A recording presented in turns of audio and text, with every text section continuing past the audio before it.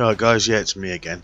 This is just a very quick video of the build and paint of the interior of the IBG Otter light reconnaissance vehicle. Now again, the same with the outside, but sorry, the chassis and everything else.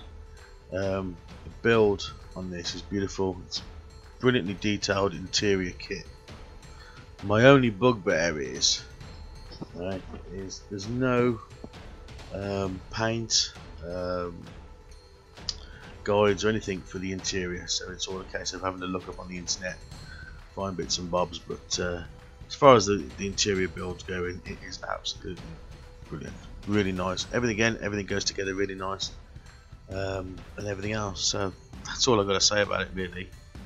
I think as you can see by the photos, it is nicely detailed. Yeah, so I'll shut up and let you see the end of the photos, and I'll speak to you on the next one. Take it easy, guys. Bye.